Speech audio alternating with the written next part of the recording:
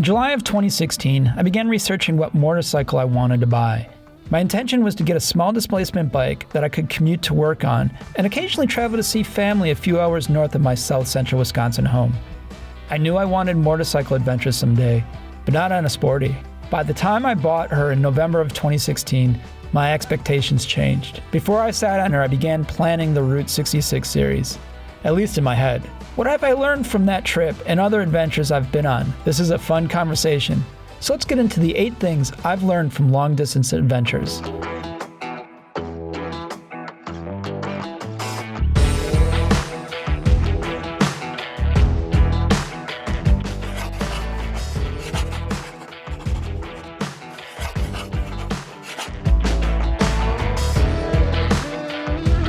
You can plan, replan, overplan, and then look over that plan every morning of your trip to make sure you have the plan planned and things will still go wrong.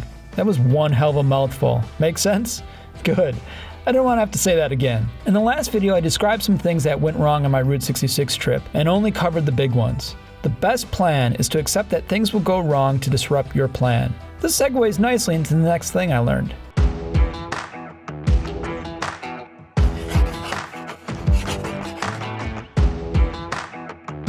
When things go wrong, it's so easy to let it get to you, especially if what went wrong isn't your fault or a bit out of your control. A few years ago, I was on a Great Lakes adventure. I dipped my toes in 5 lakes. Ontario's Manitoulin Island was one of the highlights of that trip. After passing through Toronto, I headed back to the States along the QEW towards Buffalo. There had been a big accident, so traffic was bumper to bumper. Peace Bridge didn't seem so peaceful at that time. At the border crossing, the line of cars was the longest I'd ever seen. When I got to the crossing, the agent wasn't very friendly and asked me to come inside the office. 20 minutes later, another agent came up to me and asked me simple questions like occupation and what I was doing in Canada. I was angry because I felt they could have asked me these questions outside. My anger was heightened by anxiety of the traffic delays, and I let them know how upset I was. About 30 minutes after I was back in the States, I calmed down and realized how foolish I had been for getting so angry. My anger only accomplished 2 things: making the agents' jobs harder and getting me angrier. I think about that border crossing experience sometimes when I get angry about something frivolous. Here's another good segue.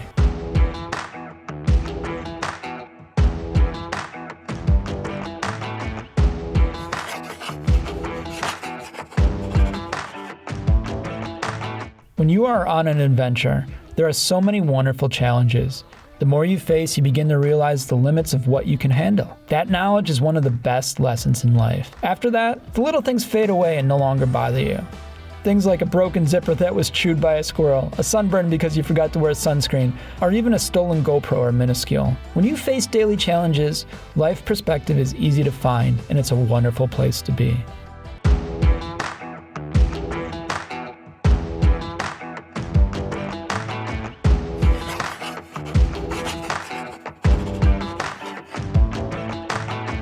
There are some pretty amazing people out there that travel full-time. For the rest of us that still love adventure, but have chosen a more typical life that includes jobs and family, travel adventures are wonderful experiences that are encapsulated in a short but impactful period of time. You learn a lot in that short time. We all have our expectations and ways of doing things.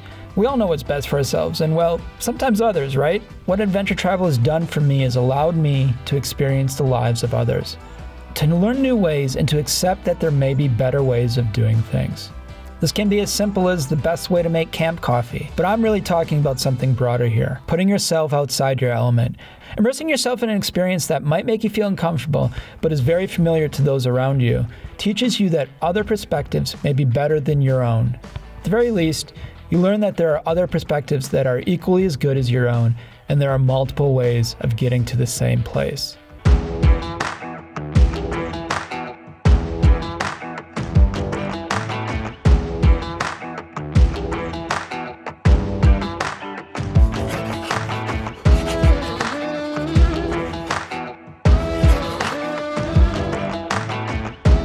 This is one of my favorites. While on an adventure, I often say, let's take the long cut. We'll get there eventually. While on the Route 66 trip, the first stretch through Illinois was good, but it was straight and flat. Just like there is a reason Wall Drug is in the middle of nowhere along I-90 in South Dakota, there is a reason there are so many roadside attractions in Illinois.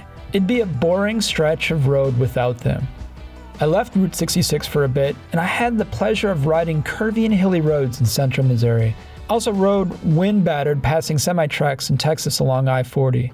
Both were challenging and fun, and neither were the fastest or easiest way. On your adventures, find a way to take the way that is not so easy.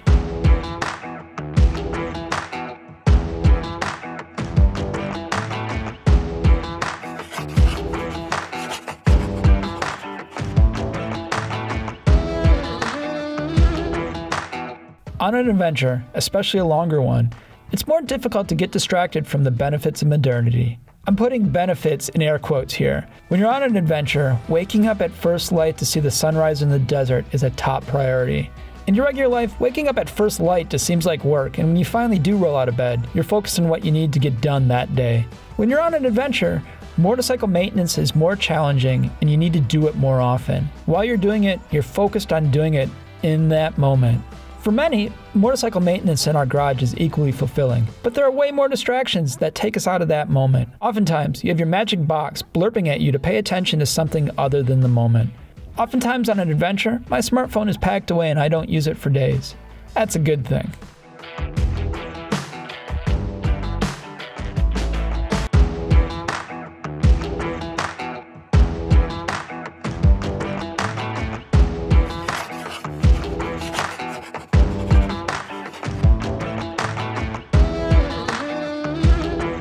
Feeling down about the world and how people treat others? Just get on an adventure and your faith in humanity will be restored.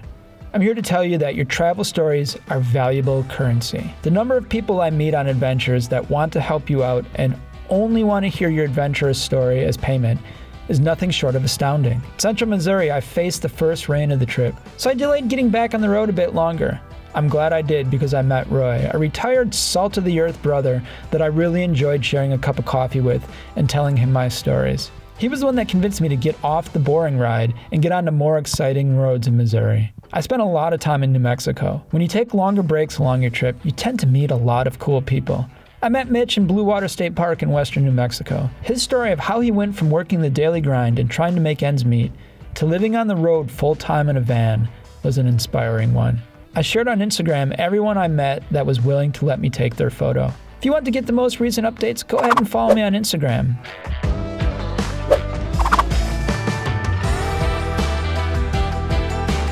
Finally, one of the surest things that I've learned on my adventures is once you return home, you begin planning your next adventure.